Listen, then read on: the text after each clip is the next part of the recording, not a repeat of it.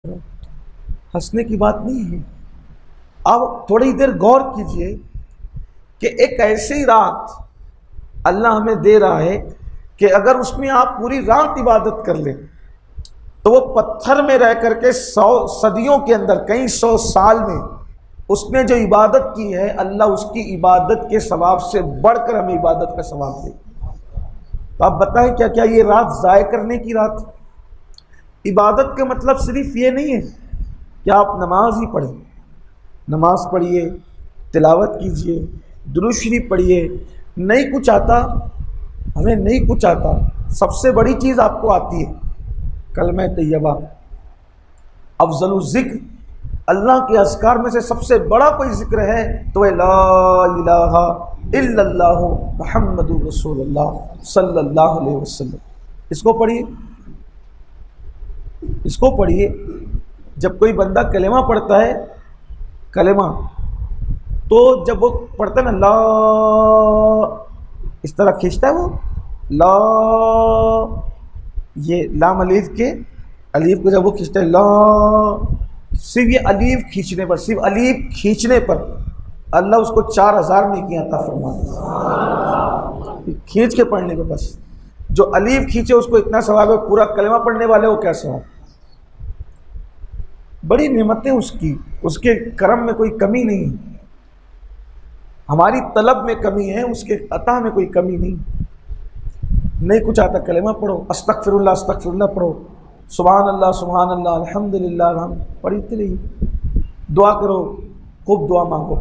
जैसे सूरज गुरूब होता है 14 तारीख का, शाबान की 14 का सूरज गुरूब होता है, तो अल्लाह पहले आसमान पे तजल्ली करता है जैसा कि उसकी शान। तजल्ली करने का मतलब अब लोग नहीं समझते, तो हमारे आम फहम जो समझाने वाले वैसा कहते हैं कि अल्लाह अपनी शान के मुताबिक पहले आसमान पे आता है। हालांकि वो आने जाने से, चलने फिरने से पाक है। वो इन लोग समझाने के लिए इसी बात करते हैं कि उसकी तजल्ली होती है, उसके नूर की तजल्ली होती है।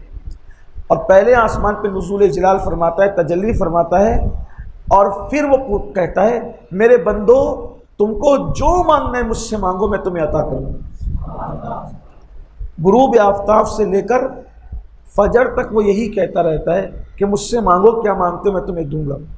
अब जब वो खुद कह रहे हैं कि मुझसे मांगो क्या मांगते हैं मैं तुम्हें दूंगा, और हम लोग घूम रहे होते हैं, खा पी रहे होते हैं, सो गए होते हैं, कितनी जफाकारी है कि सखी कह रहा है, जव्वाद कह रहा है, ऐ भिखारियों आज हमने अपने खजाने के मुंह खोल दिए, क्या मांगना है मांगो। बल्कि कहता है रोज़ी मांगना है मांगो मैं तुम्हें दूंगा, औलाद मांगना है मांगो मैं तुम्हें दूंगा, सेहत मांगना है मांगो मैं तुम्हें दूंगा, जो तुम मांगोगे मैं तुम्हें दूंगा। और फिर कहता है इन्नल्लाह ला युखलिफुल मियाद, कि बेशक अल्लाह का वादा कभी झूठा नहीं होता, वो सच्चा वादा है, उसका वादा सच्चा है। तो जब मांगने का वक्त है तब गायब हो जाते हैं। औरों से मांगेंगे, कारपोरेटर अगर कहे ना कि मुझे वोट दो मैं ये काम कर दूंगा, तो उस पर यकीन कर लेते हैं कि ये कर देगा। झूठों पे, मक्कारों पे, अपने जैसे इंसानों पे यकीन करते हो, और उस सच्चे खुदा पर कब यकीन करोगे। और फिर मांगते भी है तो मांगने का तरीका ही नहीं पता है, इधर देखा उधर देखा, अल्लाह ये दे अल्लाह वो दे।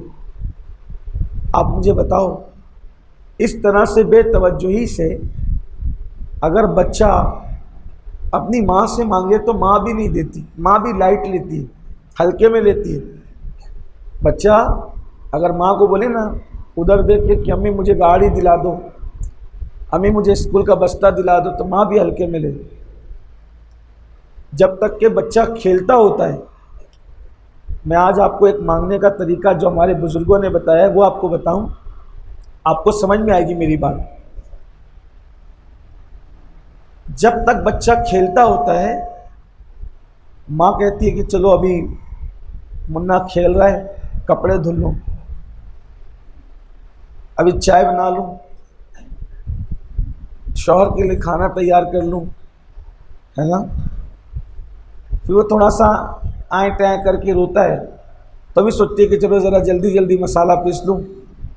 लेकिन जब वो एकदम जान तोड़ के रोना शुरू करता है तो जो अभी बच्चे को बेतवज्जोही के साथ छोड़ करके झूले में डाल के बिस्तर में डाल के कपड़े धो रही थी, बर्तन धुल रही थी, खाना पका रही थी, लेकिन जब बिल्कुल जान तोड़ करके रोता है बच्चा, पूरा घर गूंज जाता है रोने से, तो तवे की रोटी जलती हुई छोड़ के भागते आती है और उठा के सीने से लगाती है, दूध पिलाती है। बोलो ये 24 घंटे का आपको रोज़ाना तजुर्बा होता है कि नहीं होता है?